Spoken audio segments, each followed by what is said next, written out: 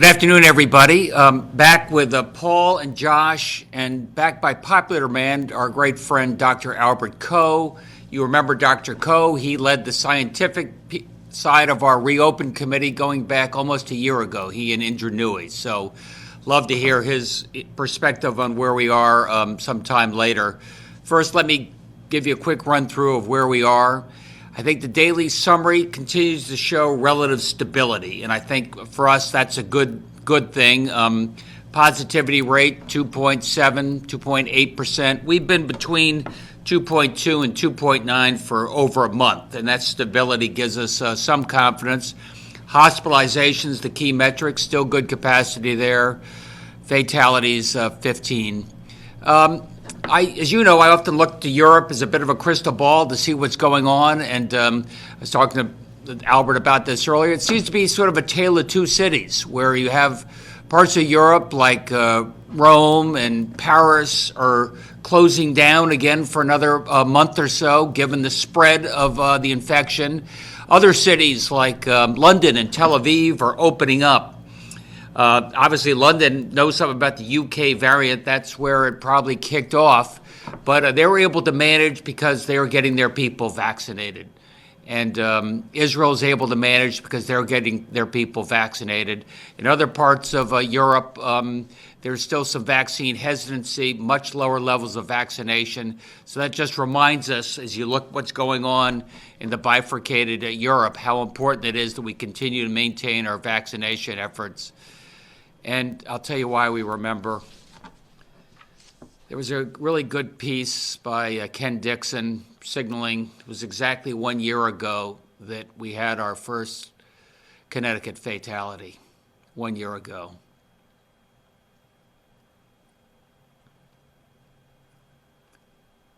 And 1 year later, we've had 7,821 of our Connecticut neighbors have passed away. So it's a remembrance of what a year it's been and how we're coming out of it by staying together. And speaking about getting out of this, on a more positive note, here's the vaccine update. And, we're moving in on 2/3 of our people, the most vulnerable, 55 and above, have had their first dose. Overwhelming majority of the folks, 75 and above, up just a tick or two since last time. 65 to 74, 3/4 of them have been vaccinated. And we've gone from, 40 to 46% of the folks 55 to 64. And it's worth noting, Josh was checking again this morning. There were appointments open, often on the pharmacy sites. So for those 55 to 64, here's your last chance perhaps to book an appointment because, as you know, tomorrow we're opening up to the next age group, which is, the 45-year-olds and above.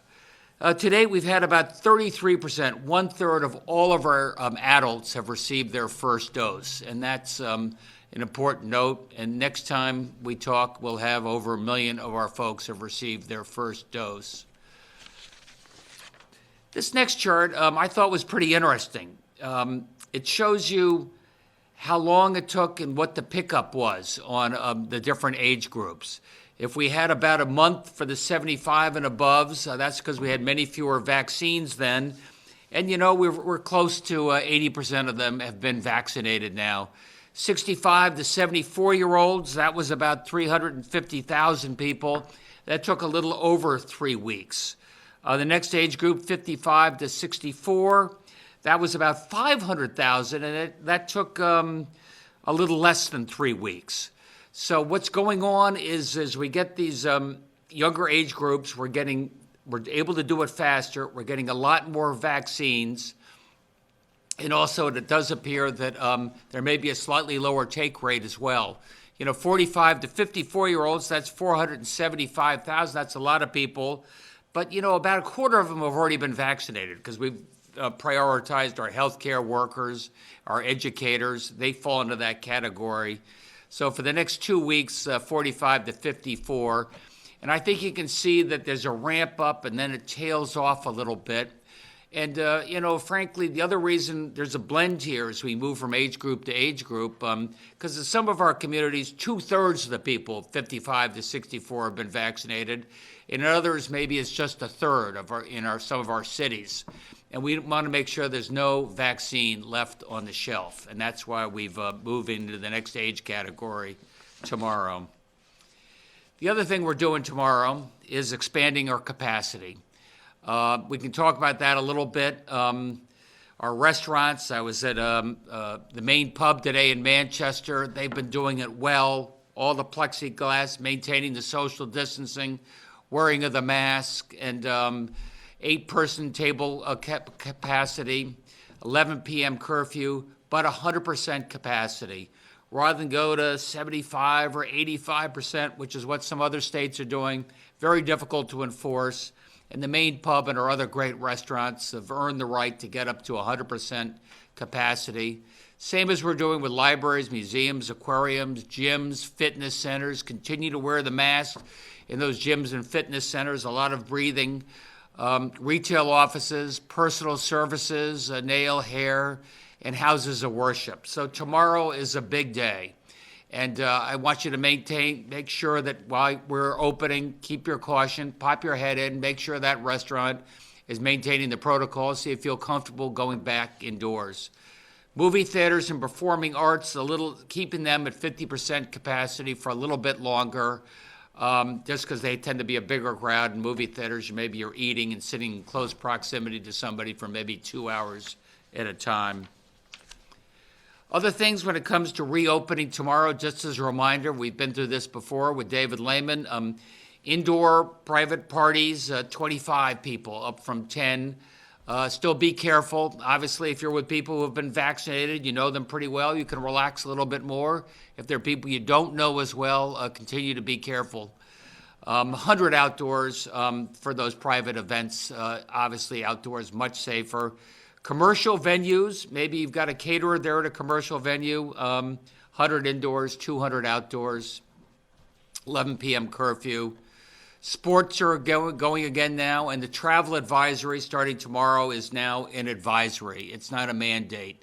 But still, if you've been vaccinated, you have a lot of flexibility when you fly back and forth. If you've been down there in Miami Beach and you've had a party and you have not been vaccinated, I want you to test. And I want you to quarantine when you come back. I've seen what some of those parties are, and they could be super spreader events, so please be careful. Just one other thing before I introduce Albert is the PPE. Remember where we were a year ago? Remember all that talk about the stockpile in Washington? There was no stockpile in Washington. Thankfully, our hospitals and some of our nursing homes had a bit of a stockpile. Josh and his team scoured the globe, and you can see that we purchased about 327 million pieces of PPE, mainly masks, gowns, gloves. We used, about a third of it. We have 200 million pieces right now to make sure we're never caught short. Make sure that we're way ahead of the curve going forward. And that just gives you an idea of one of our new master facilities. We're not going to count on Washington for the stockpile. We're going to count on ourselves. And finally, in introduction to Dr. Coe, a couple of things just to think a little bit about the vaccine immunity. He can talk a little bit about some of the testing they're doing in Yale, New Haven, what that's meant in terms of the immunity. Seems to carry over for at least a year. That's very good news. And just a reminder that the vaccine works. We've had a year of experience with it. We've had hundreds of millions of vaccinations have done. And we know from the nursing home experience that it's brought down fatalities and hospitalizations to close to zero. What a difference that makes. Albert, welcome back. It's good to see you again. Thank you very much, Governor, for the opportunity to come back and to join you in this press conference. So I'd like to just make 3 points and to highlight some of the comments that you had made earlier in your presentation. I think the first one is really starting out with the good news, and that was that the CDC report that was done as a collaboration between the Department of Public Health and Yale University that showed that a single dose of the vaccine actually provided significant protection on the order of 60% to nursing home residents. And we know from other studies done in Israel and in Europe, as well as the United States, that that initial dose, does provide a level of infection that's important in keeping our communities safe. And it highlights success stories on several fronts. First this is the collaboration between the Department of Public Health and Yale throughout this pandemic. This particular study was led by Vivian Leung from DPH and my colleague, Sunil Parikh. And it also justified the rapid rollout and the prioritization of nursing homes that really protected our nursing home residents during that initial surge. And it also underscores kind of the hard work that the Department of Public Health had done before even those vaccines were rolled out with respect to mass vaccine testing, control, COVID recovery units that were set up throughout this state, which actually ensured that we didn't repeat what happened in the first surge when we had our second surge in November, December, and January. The second comment is to place a cautionary note that we're not clear of COVID at the present, and I'm actually concerned about what will happen or may happen in the next weeks or months. We know that these variants of concern, the UK variant, the South African variant, and now the Brazilian variant, have been detected in the state. And these variants are more transmissible, and at least from what we know at this moment, the UK variant, which we call B117, is actually more virulent and can cause higher risk of mortality and hospitalizations. And we've seen, as the governor has said, that it's caused this third wave in Europe and required lockdown. Paris just announced today that we were going to go lockdown for 1 month. And we really can't repeat the mistakes that we've experienced in the United States and other states have gone in reopening too quickly and prematurely, and such as in Florida, Texas, among others, and also relaxing the face mask restrictions, which we know are important in preventing transmission. So cautious approach to reopening, as the Connecticut is doing, with continued use of face masks, avoiding the large gatherings, which actually drive super spreading and transmission is going to be key. So let me end up on the last point, which is the good news, which is that although we are in this race against time with these new variants and the potential public health threat that they pose, we're making really important progress on vaccination. I would not have expected, and this has far exceeded my expectations, that 80% of the population over 75 would be vaccinated at this point. And it seems like we're on track for all the other age groups that are following to reach that goal of 80%. 80% is important because that's when we're going to start seeing population level benefits of vaccination. And that's, I think, really to the credit of this age-based rollout, which makes complete sense with respect to protecting those most vulnerable to the severe effects of COVID, whether it's hospitalizations and deaths, and getting the vaccine out as quick as possible. Any mass public health campaign needs to be implemented as simply as possible and as quickly as possible. And we can't forget also, in parallel, that those large impacts of the pandemic that has been experienced by our underserved communities. So in parallel to these broad horizontal campaigns, which is getting the vaccine to as many people as quickly, we have to, and as the state is planning, as DPH is carefully implementing with local health departments, with the healthcare systems, is to increase vaccine access and promote vaccination in our underserved communities, those communities with highest vulnerability, social vulnerability. So with that, let me stop, and thank you again, Governor, for inviting me back for this press conference. Albert's sticking around. Josh and Paul, any questions? Channel 3 Eyewitness News. Yes, I guess my first question will be for Dr. Ko, based off of what you just said. How concerned should we be with the New York variant? And do you see it threatening our reopening, not necessarily for tomorrow, but maybe in the weeks to come? Yeah, so I am concerned about the New York variants. There are two sets of variants. Those are variants where we have good evidence, scientific evidence that they're more transmissible and that they, in some cases, are more virulent. And those are the UK variant, the South African variant, the Brazilian variant. There are two more that made the list. And those are variants from California that are present in our state, but they haven't taken off like the UK variant, which is replacing all other strains very quickly. The New York variant, we're still learning about those. They have spread, so we suspect that they may be transmissible. We're really waiting for good epidemiological evidence that in fact is the case.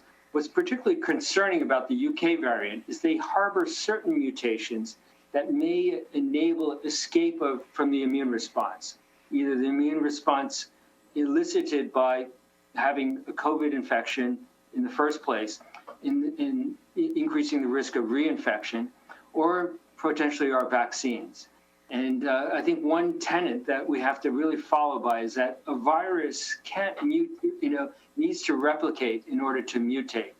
And the best way to prevent that replication and mutation and to prevent these vaccine escape mutants from occurring is to decrease transmission and to control transmission. Got it. And so, Governor, based off of what Dr. Ko said, when it comes to our daily positivity rate, is there a percentage that you're going to be looking at going forward in these next few weeks?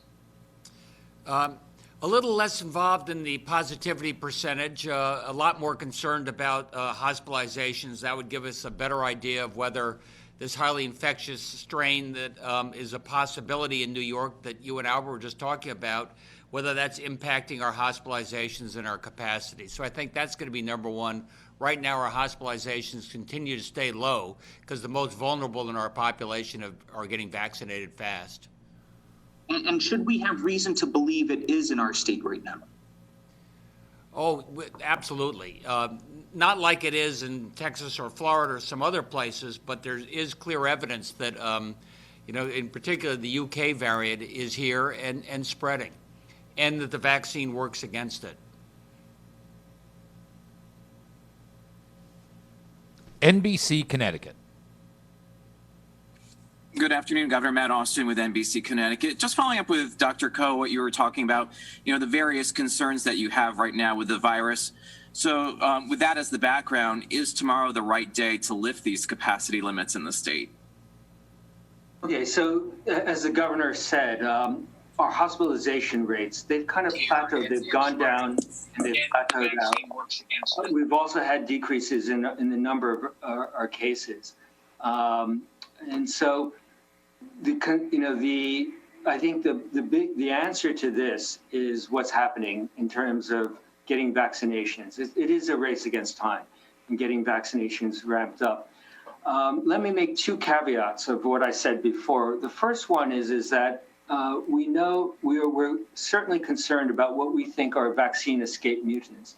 We still need more evidence to understand whether certain variants actually can escape the vaccine. We know that, for example, the South African variant, there may be lower, protection conferred by vaccines against, in preventing mild disease. But actually, this is the case with the J&J vaccine, which was just recently licensed, it was actually quite effective in preventing deaths and hospitalizations. In the end of the game, the key issue here is going to be preventing really the severe morbidity and the mortality caused by COVID. So getting the vaccine out to those people who are most at risk at death, the elderly, those with underlying medical conditions, is going to be key in this race against time against these variants. Thank you. And to the governor, I know we're just about 8 hours or so away from eligibility reopening or opening to another age group. I know you in the past have really stressed patience to those people who are looking to sign up, but can you help set some expectations for people either logging on tonight at midnight or early in the morning tomorrow about, are there going to be appointments available and how far out might they be finding them? They may be finding them out, 2 or 3 weeks. That's true. And Matt, as you know, at the beginning of every new age cohort, as they come on, there tends to be a rush. That's why I always urge patience, and I particularly urge patience of those who perhaps don't have the same level of risk as other people. Let those that can't telecommute, those who are forward-facing, those that maybe have some sort of a condition they think maybe puts them more at risk. You're self-certifying, but give them a little bit of space. We're going to have plenty of vaccines for everybody in this age cohort over the course of the next couple of weeks, and we're going to have plenty of vaccines for everybody starting in less than a month. Okay, thank you. News 8. Governor, once we get to tomorrow and we open up to 45 and over, how many people approximately are we talking? Is it 300,000 or 400,000? Let's see. I think I had that number. Do you have that right in front of you, Josh? Yes. So it's 477,000 people in the state. But keep in mind, about 90,000 of them have already been vaccinated, and we know that quite a few other people, may have some hesitancy, may not be rushing out tomorrow. Our estimate is probably about 200,000 people will be looking to queue up in this next phase who haven't already been vaccinated. And for Dr. Koh, some of the Hartford Healthcare announced yesterday, and as is Yale in the past, that they will give people the choice of which vaccine they want. Do you think in a way that having that choice in the minds of the people who are not sure they want to get the vaccine, that this might kind of put them over the edge and get them to be vaccinated, just having that choice? Yeah, so let me start out with the evidence and the science and what we know about these three vaccines. We know that these vaccines are all safe with respect to, they have an excellent safety profile with very rare serious adverse reactions, 1 in a million for the three licensed vaccines, the Moderna, the Pfizer, and the J&J vaccines.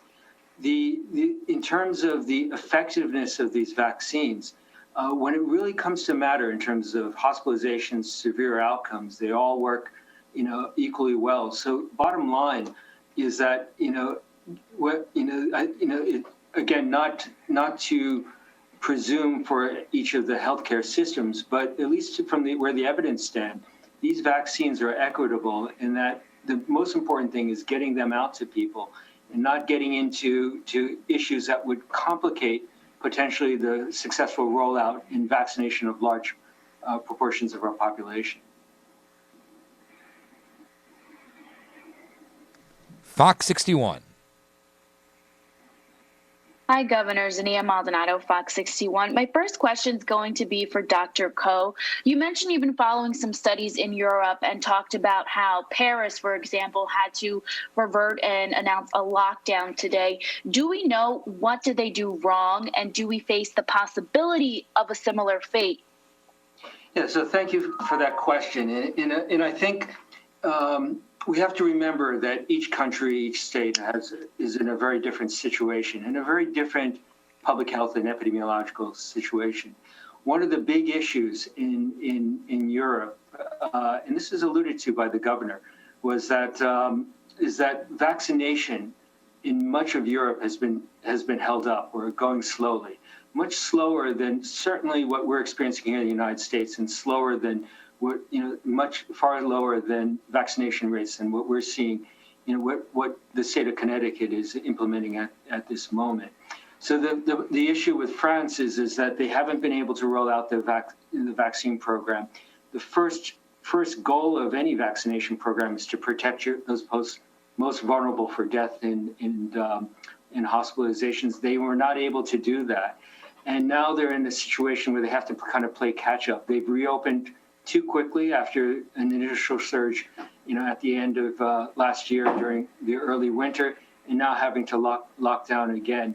And they don't have that protective coverage. Now, here in Connecticut, we've got that, or we're getting towards that, especially, certainly among those age groups over 75 and over 65. So we may still have, because of these variants and the UK variant, transmission in the community. We still may have cases. But, I think the good news is that because of those high vaccination rates in those over 75s, over 65s, we're going to have protection against hospitalizations and deaths. Thank you. And then, Governor, could you talk about the preparations being made to be ready for the big day, April 5th, when everyone over the age of 16 can sign up?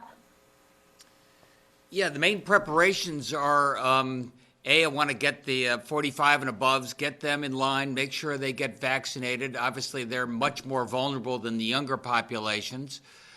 Josh has been working with the hospitals and the healthcare providers so they can reach out to the most vulnerable. He may want to speak to that a little bit. And we're building up the capacity and, most importantly, working really closely with the COVID task force and Jeff Zients. It looks like we're going to get a lot more vaccine by early April, a lot more J&J in particular. So not only are we opening up to a wider group of people, we're going to have a lot more supply by then. Josh, anything to add to that? No, that's right. As you alluded to, Governor, a number of the chief medical officers at some of our hospitals and community health centers have been talking about, what would be the appropriate, relatively limited list of conditions that are at particularly high risk among younger people that they may want to bring in earlier in that next phase. And then we're also working with Commissioner Sheff and the team at the Department of Developmental Services to set up some dedicated clinics in that first week of March 5th when we open up for people with intellectual and developmental disabilities, likely at DDS facilities around the state. So we'll have more information on both of those topics as we get closer to April 5th. News 12 Connecticut. Hi, Governor. Any scenario you can imagine where you might have to dial up the restaurant restrictions again, kind of like phase 2.1 last year? John, you know me, I sure hope not. I mean, most other states, they started, they stopped, they opened the bars, they closed the bars. We've tried to be as consistent as we possibly could. And so we waited before we opened up restaurants and other, retail and the such at 100%. I'd like to think, that we've turned the corner. We're only going to be able to vaccinate more and more people. That gives us more and more confidence that we've made the right decision. But you're right. If this variant ends up catching on fire, or people come back from Miami and they bring a, infectious strain with them, we'll do what it takes in terms of putting public health first. But I don't think that's going to happen. Connecticut is getting a lot of money from the new American Rescue Plan. This week, the Connecticut House voted to take oversight of that money. I know your office negotiated that agreement with them, but I'm just curious, are you worried that might tie your hands any or leave you without enough flexibility? No, we have a good relationship there. I was talking to some of the leaders this afternoon. We're talking to all the leaders by early next week, saying this is a big pot of federal money when it comes to the federal, when it comes to what we have for the state, what we have for the municipalities, what we have for education. And let's not spread it around like peanut butter. Let's find what are the big programs you want to do that will be transformational and make a difference. And I'd like the legislature involved in that. As Paul can tell you, we have an agreement, per the bill you just saw that says we'll present you a plan by the end of April that you can opine on as we go through the normal appropriations process. But I want you involved earlier. I mean, today I was on with superintendents and teachers from across the state and something called Accelerate Connecticut, saying, what do we do for the kids? How do we get them back into school for the final 3 months of the school year? Because we have 100,000 plus that haven't been there. And more importantly, or just as importantly, what do we do starting in, after July 4th to make sure the kids are ready for September? Anything to add to that, Paul? No, I think one thing I would just add, Governor, is some people might call it oversight. We say codifying the process that we've always been doing. We've always said that the legislature needs to be involved. They are the eyes and ears on the grounds in their particular communities. But the one thing the governor is challenging not only the legislature, but our municipalities and our school leaders is this is a time to be transformational. This is a time to think big. We are blessed to not be in certain situations like other states where they have to use a majority of that state and local aid to basically take care of their general fund of their budget. So we're going to be looking at this. We're putting together various groups within our administration led by myself, Josh Jabal, and Secretary McCall, setting up subgroups within it so we can make sure that we're not only coming up with ideas about how to spend the funding, but we're also coming up with guidance for our municipalities and our school districts about how we can truly be transformational here in the state. All right, thanks, Paul. And just one off-topic question for you, Governor. A few weeks ago, I had to ask you about Governor Cuomo. At the time, you said, let's let the investigation play out. But I want to touch base with you again on that, because since then, we're now up to 7 women accusing Governor Cuomo of sexual misconduct. There's a potential criminal investigation. And this week, even the president said if the accusations are true, he should resign and maybe even be prosecuted. So I'll just ask you again, given all that, what is your position today? Should Governor Cuomo resign? I think it's the same as I said before, John, and I think as the president said accurately, if the accusations are true, people are innocent until proven guilty, but I'm glad there's an independent investigation going on. I think they should do it expeditiously so that New York can get on and governing itself going forward. So I think we ought to have some clarity on this. I'd like to think in the next few weeks or shorter. I think it's important. All right, thanks, Governor. WTIC 1080 News. Hi, Dr. Coe. 73% of all new cases in France are of the British variant. Is that related also to the lack of the slow vaccinations? Let's see, Dave, I didn't hear the figure. You said 73% of new cases in France are of the British variety. Yeah, so the emergence of the UK variant in France, there's several drivers of that. First of all was human movement and travel between UK and France. Regions of France that got hit hard first were the ones which were just right across the channel from the UK. The second driver was really they opened up quickly, and then they had the social contact fueled and drive transmission. The third, as you said, was the vaccine. Now the vaccination. The good news on all of this is that we've gotten very good evidence from the UK, as well as Denmark and Israel, that the vaccines that we're using here in the United States are going to be effective against that UK variant. So that again gets back to the point that vaccination is going to be the key to controlling that threat by the variant. Thank you. And Paul Mounds, off topic, the casino deal, how did that come together at the end? I think it came together like the whole process did. Everyone got around the table. Everyone put their cards on the table. When we got pencils down, we all came to an agreement. I think it all started with the leadership of this governor, empowering his team to negotiate the best deal on behalf of the people of Connecticut. And I keep saying this over and over, and I've been saying this around in our office and to our team. This is something that's not only transformational, it's not been done ever by the state of Connecticut, just the overall totality of what this gaming agreement means, not only now, but into the future. This governor fought very hard, and we got to an agreement with our tribal partners. And I think I think there's been a lot of football references thrown out there, but I'll use one from Bill Belichick. Now we're on to the legislature. We're on to now get this passed through the legislative process and make the case there, and then we'll be on to the interior. But overall, it was a good day for the state of Connecticut, and it really shows under the leadership of this governor what can be achieved. Thanks. Bill Belichick said now on to the legislature? He said on to New England. He said on to Cincinnati. Come on, man. The Associated Press. Thanks, Max. Good afternoon, everyone. Good afternoon, Governor. I understand that your administration's meeting today with the Democratic leaders, that you're considering possibly having the entire General Assembly, not just that committee of leaders, to vote on a plan to extend some of your executive powers beyond the 20th. Could you please explain what your administration is recommending and why?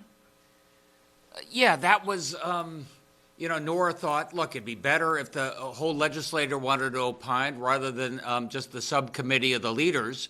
we pointed out that, look, there's a variety of things in those emergency orders that are really important to continue. One, maintain the emergency declarations so we continue to get 100% FEMA reimbursement. That's kind of important in terms of funding. Number two, as you heard from Albert Coe, we're not necessarily done with vaccinations on April 20th. There could be variants, there could be booster shots. We could have a vaccine available by later this summer for our kids under the age 16 and under. So we need to maintain some maneuverability there. But we're talking to leadership on both sides of the aisle to find the right way to go forward. But it won't be open-ended as it was before, but still give us some of that maneuverability so we can keep you safe. Any idea of how long that period would last? I think it depends on some of the emergency orders. But as I said before, it could be that we're doing vaccinations for younger people, 16 and under, into the fall. So it won't be broad-based, but on some emergency orders, we'd like to have the flexibility to keep them going a little bit longer. Thanks for that. And just for Dr. Coe, just to clarify, you're okay with what the state is planning to do tomorrow in terms of reopening even more? So I think there are two important points. I think the worst case scenario we can do going forth is what's happening in many other states in the U.S. where they're letting it fly or hang out, and in lifting face mask restrictions, lifting all social gatherings, keeping bars opening. We know those have been really kind of the pressure points or the touch points of transmission in the past. I think the second thing is that the state has always been, I've had the privilege of working with DPH, has really been, very evidence-based, keeping a close eye on hospitalizations, deaths, but also cases and testing. And I think one good example is the wastewater surveillance, projects there. So there is a close calibration between policy and evidence. That rests. I am concerned. That's not to say that I'm not concerned about these variants. I work in Brazil and working with a team with PAHO and the Brazilian Ministry of Health and local health officials, where there's a humanitarian crisis occurring there at this moment because of spread in transmission of their Brazilian P1 variant, with intensive care units overflowing, people getting intubated in the halls. So my opinion, my personal viewpoints are tempered by those experiences. But the state is really, I think throughout the epidemic, whether it's the nursing homes, whether it's getting up testing in our underserved communities, have really been relied on that close calibration of evidence and triggers and policy. So I'm confident that's going to get us through this next potential threat. And it's, again, let me say this is a potential threat, but it's one that we have to be prepared for. Is it a gamble then to open up capacity like this? I wouldn't call it a gamble. And again, there's a risk, involved. And just remember where we were at, last May, on May 20th, when we opened up, we went from phase 0 to phase 1, with the Reopen Connecticut Committee. We're making projections on top of uncertainties. And we've learned a lot since that point about, I think the reopening strategy that was put in place by the governor, back in May, has carried us through in terms of really understanding the risks and benefits, and that kind of close calibration. Phase 2.1 is another good example of how that the evidence can help drive decisions in pulling back and pulling forward. But I wouldn't necessarily call it a gamble. I think there's close surveillance and monitoring of this, so that's going to mitigate any risks, made by any particular set of programs or policies. Thank you, Doctor. Thank you, everyone. Let me just add that there's no such thing as 100%. As Albert said, we had to start reopening. We did it on May 20th. And some people said that's early, wait, delay, whatever. And for the next, 8-9 months, our infection rate went down as we cautiously reopened. And I think now here we are cautiously reopening again as of what we're going to try and do tomorrow.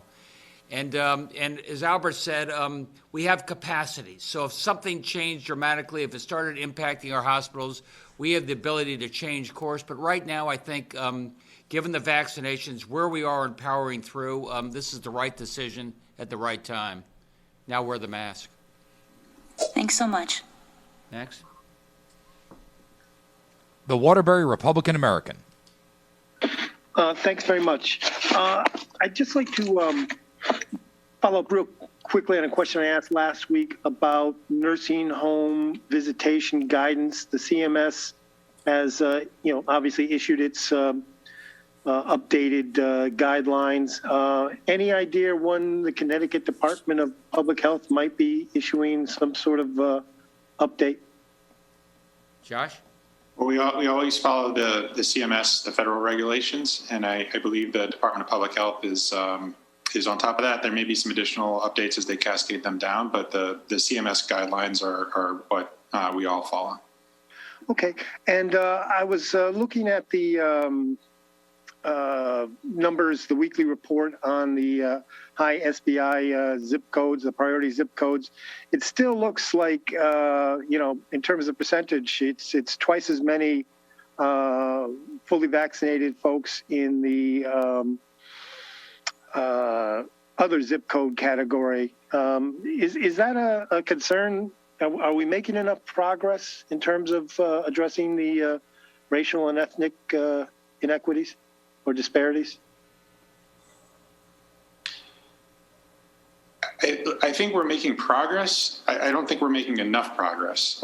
Governor, every time we meet, we're talking about, what more we can do to get additional resources into communities that are behind in terms of vaccination rates. And there's a lot of great work going on in those communities right now, ranging from mobile vaccination clinics and churches and senior housing, community centers, more and more people now out literally canvassing, going door to door, education and trusted messenger programs that are being rolled out, outbound calling into underserved communities, reserving appointment slots at the larger vaccination sites for people who live in those zip codes. And we're meeting every day, talk about what we can do. And I think we'll have even more to roll out as soon as next week with additional supports. So there's more work to be done. We have been making progress, and we appreciate all of the local partnerships. These have to be community-led from the ground up. And we're very grateful for all the hard work that's going on in these communities. And we're continuing to do everything we can at the state level to help push that forward even further. And Dr. Coe, where would you say Connecticut stands in terms of the pandemic? Are we heading towards the end? Are we getting closer to the end? Is it just the beginning of the end, the middle of the end? Yeah, so I think I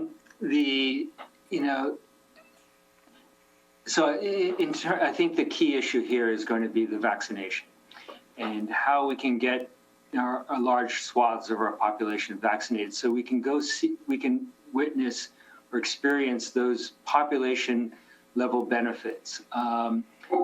So we're on a good track in terms of protecting our elderly, most at risk from dying. The next big, goal is to get those rates up, not just for the over 75s and the, over 65 populations, but, more broadly.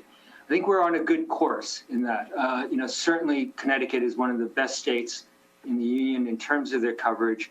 Second of all, I think the foundational tracks or the infrastructure to do this, to make this a long, sustained response is there. Remembering that we're, once these vaccines, are approved for use in children, less than 16, that's another swath of the population that have to be vaccinated, and so we're going to get there.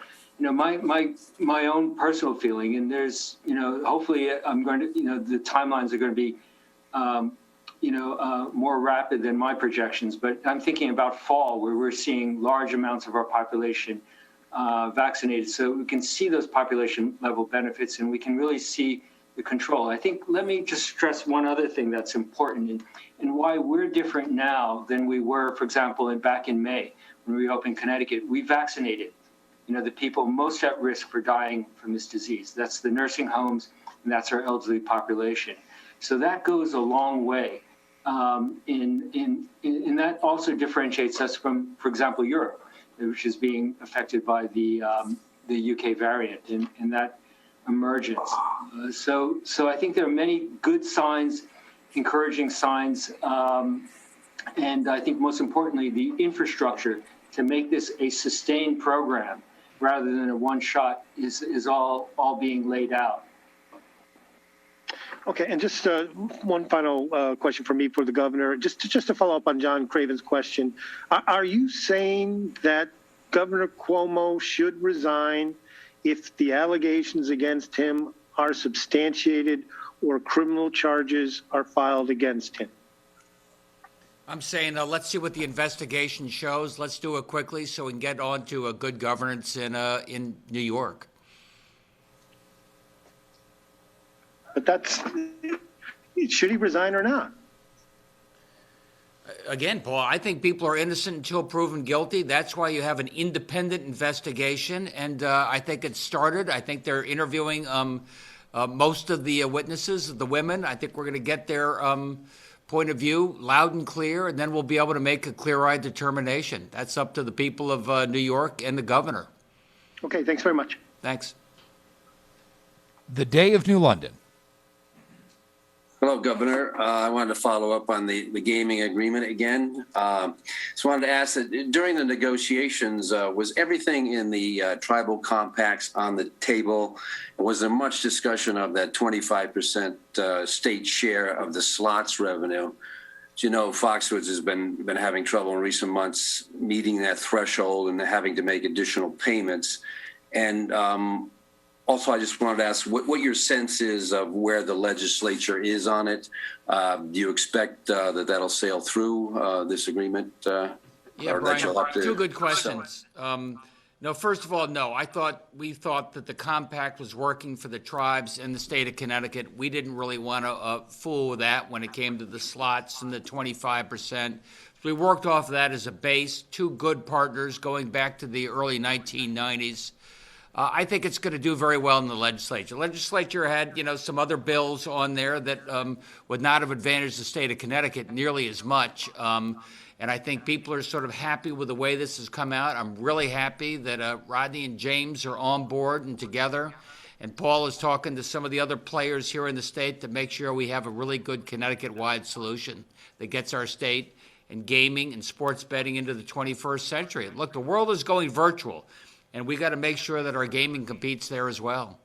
Thank you. The Hartford Current.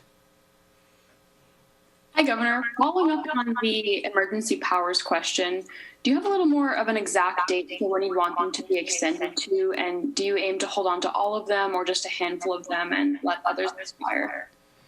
Yeah.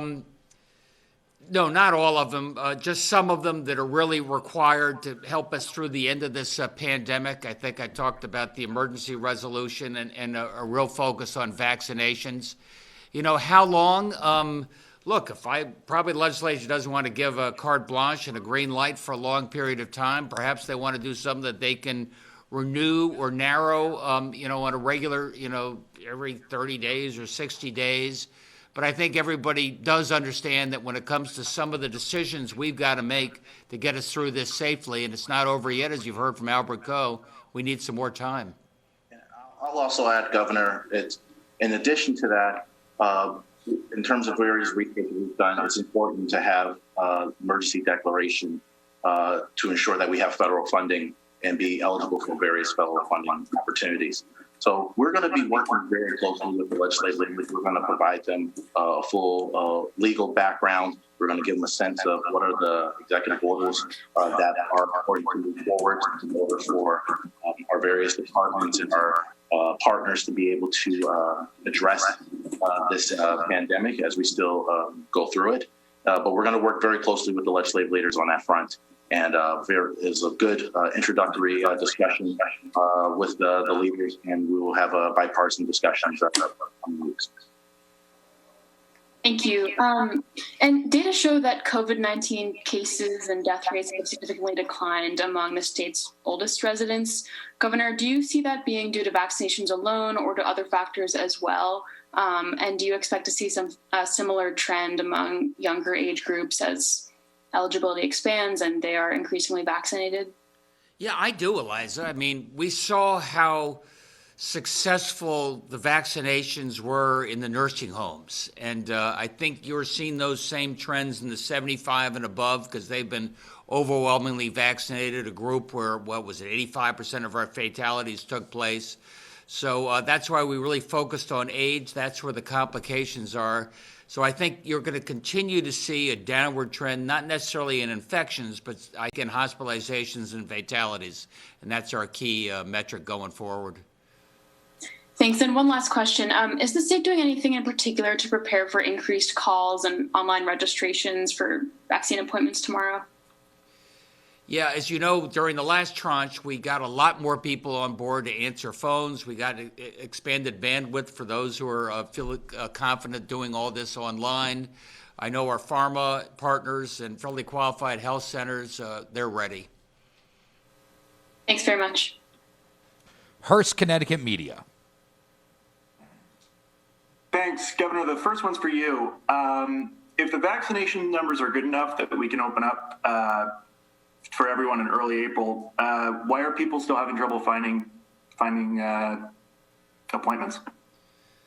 Peter, because as soon as it opens up, everybody runs to the door at the same time, and it's going to take, for this age group, starting tomorrow, 45 and above, a couple of weeks. As we found out, there's a rush at the beginning, then there might be some room at the end. You're saying maybe some of the 55-year-olds are still having, some problems getting the vaccine. But in other communities, we got 2/3, 70% of that age group vaccinated, and there were openings as early as this morning for vaccinations within the next week. So that's the balance we're trying to reach.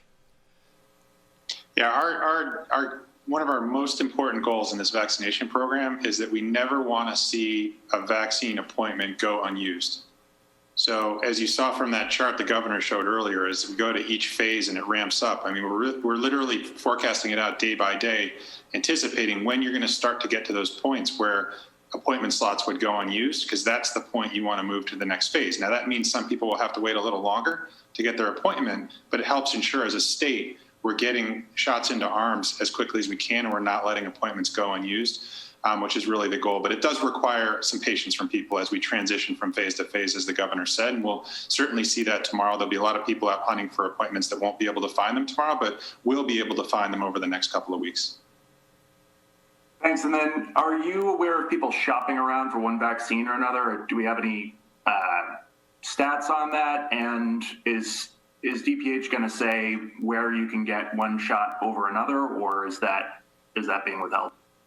We've asked all providers since J&J came out to make sure that it's clear in the registration process which vaccine is being provided associated with that appointment. We want people to have that full transparency and be able, if they have a preference, to be able to make that choice. The good news is, anecdotally, from our providers, we've been hearing that most people are, as Dr. Koh said, understand that these vaccines are all outstanding in terms of their safety and efficacy and are grabbing the first slot they can find. But we are providing that information. Okay, because I was on VAMS and I had a hard time figuring out who was providing what. So do we know if people have walked away from appointments based on not being able to get J&J, for example? I've not heard of that happening. I've actually heard a lot of people want J&J specifically. They like that one shot and you're fully vaccinated aspect of it. So, I had one more for Dr. Koh. With younger people, around 20 to 50, seem to be having a bit more cases crop up. Looking at the state's data, are you at all concerned about that with lifting capacity limits tomorrow? And how does the vaccine play into this? Yeah, so we've seen that trend. Thank you for the question, Peter. And we've seen that trend, happen as of last summer, where we had a shift in transmission from the older age groups to the younger age groups, and so that this has just been a kind of a continuum of that the underlying epidemiology, where we're seeing actually, the groups that are probably most important in terms of transmission are going to be the young adults, 20 to 29-year-olds, and perhaps some of the older adolescents, or and certainly the group that's going to colleges. So what does that mean, and how do we address that from the public health perspective? So I think there's two things. One is that opening up, moving toward that April 5th date, or the date where we can vaccinate large swaths of the population. And as Josh had just mentioned, getting vaccines into the arms of as many people as quickly as possible is going to be key. The second thing is that that's going to make also more efficient any of the interventions in our underserved communities, those communities with high social vulnerability. You can imagine the difficulty or complexity if you have to go twice, if you have to go to a community once to vaccinate people over 45 years of age, and then have to go back down again to vaccinate people who are in lower age groups. And I think the third part, which is going to be key, is until we get out of the woods, is again, following the state guidance on face mask use, gathering sizes, maintaining physical distancing, those things that we've known worked for us. Vaccines have done a lot and are going to do a lot for us in terms of decreased mortality and morbidity in the elderly. But really, a lot of the things that the state, many things that the state had implemented really got us out of the woods, in that second surge. We're already coming down on that second surge because of phase 2.1, because of face mask use, before vaccines started kicking in. So we know those things work, and we're going to have to keep on doing part of those, and particularly the face masks are going to be key. Thank you. Connecticut Public Media. Piggybacking on several other reporters' questions, speaking on NBC's Today Show, Dr. Fauci said that if public health measures are lifted when there's still high background dynamics of virus in the community, there's a risk that we're going to rebound exactly like what's happening in Europe. So just want your response to that as we go forward and open up a little bit more tomorrow. I'll start. Our infection rate's been very stable for the last 3, 4, 5 weeks. That gives us a great deal of confidence. Unlike Europe, our people are, look, if Italy's got 6 or 8% of their people vaccinated, we got a third have their first vaccine shot. So I think it's two very different situations, but Dr. Koh keeps us vigilant every day.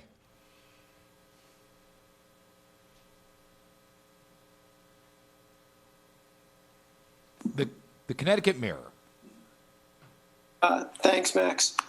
Dr. Koh, does the presence of these COVID variants increase the potential for vaccinated people to be asymptomatic carriers? So I think we're learning each day something, and we have to also be, and myself, specifically has to be humble about, what we know today may not be true tomorrow, but I think in general, what we're learning about about the vaccines is that they are actually effective in preventing infections. They're effective also in those people who get infected and have been vaccinated in lowering their viral load. And that viral load is important because that's what's needed to kind of transmit from one to another. And I think there's actually quite a bit of new evidence that's coming out that needs to be confirmed, but that these vaccines may have actually, because of that decrease in the viral load, because of the protection against infection, may have that transmission blocking potential. And that's something that's kind of the dream for any public health official, in the sense that we get a vaccine that does what, for example, the perfect vaccine we have is or close to perfect vaccine we have is that of measles, and as well as polio. And I think there are good signs, at least from the evidence, that's preliminary evidence coming out now, that may be the case, that we can actually reduce, if not infections, we can reduce the ability of one person who's vaccinated transmitting the virus to another person. Thank you. Just one quick follow-up, though. You were talking just a few minutes ago about the importance of masks, and you're also just said we're still learning as we deal with these variants. New ones keep cropping up. I know, just this is very unscientific. I'm seeing, as I go shopping, I'm amazed at the number of elderly people not wearing masks, just saying, I'm vaccinated. So they're wearing it around their neck, which of course does nothing. How quickly, you called these, these gatherings, mass gatherings, super spreaders. How quickly could things go bad, though, if we get the wrong variant present in Connecticut and we have mass gatherings? Sure. We get asymptomatic carriers. Yeah, no, and again, I think much of this at this point is speculation, and we don't have large amount. Well, first of all, these vaccine escape mutants. Certainly, we're concerned about that situation with the South African variant, again, as I mentioned before, although they may escape, these vaccine escape mutants, the South African variant may cause infection and may cause disease.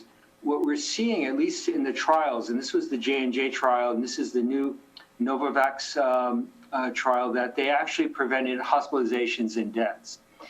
So going back to the basic principles, we use vaccinations for two ways. One is to protect people from dying and being hospitalized, and the other is to get that herd immunity effect, where we can block transmission.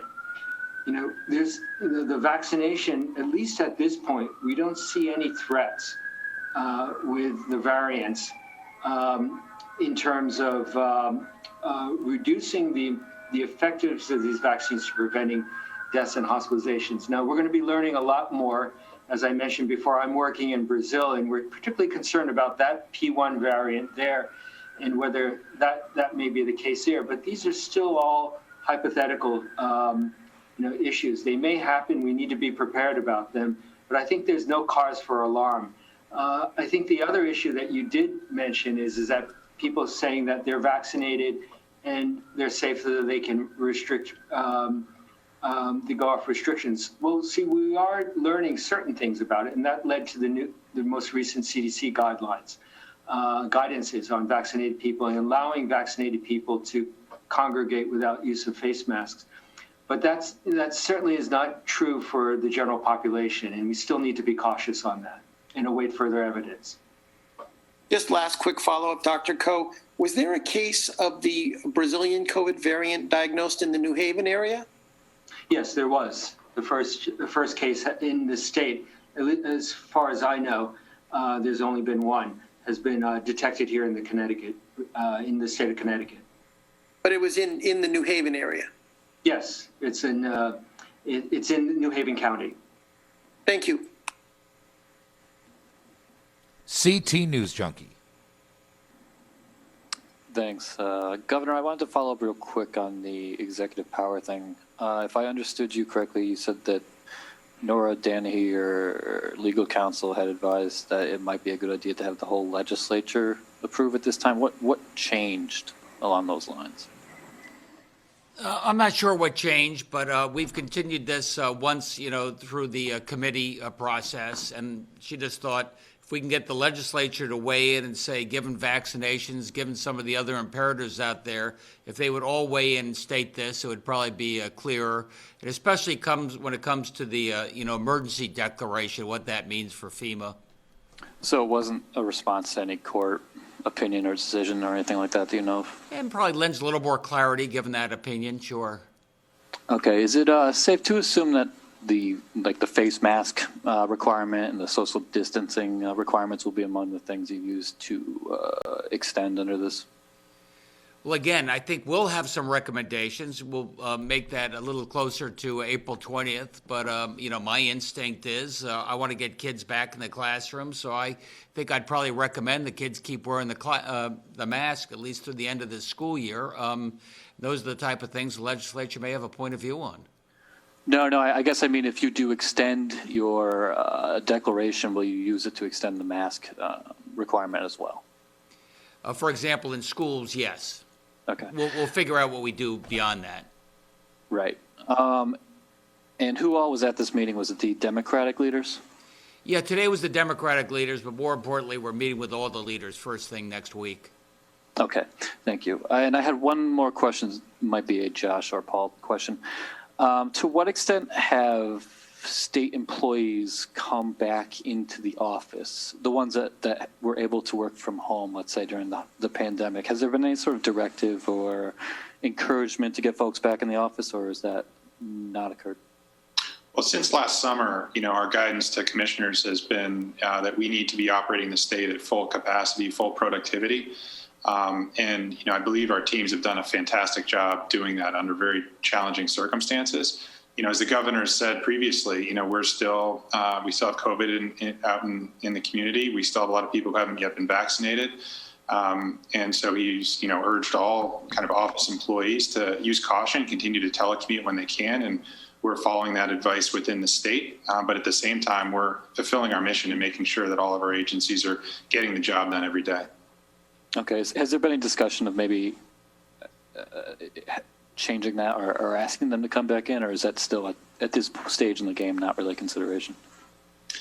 If it's required to get the job done, then yes. But we've been extremely productive with a lot of telecommuting over the last year to help mitigate contact and reduce risk for our employees and for the general community. And we'll continue to follow that approach for now. All right. Thanks, everybody. All right, I think that's about it. So Albert Coe is back by popular demand, and as we move into March Madness season and NCAA basketball championships, the UConn men's basketball team is in the draw, and they are back by popular demand as well. They should be. They had some injuries earlier in the season. Now they're playing really well. They are going to be a surprise contender. No surprise, UConn women's team, number one in the country, as well they should be. And they are playing better and better and better. So we're looking forward to them surging forward. And finally, UHart, University of Hartford men's basketball team. They're in March Madness as well. That's the first time in a generation. That's progress. I hope they're there to stay. Thanks, everybody.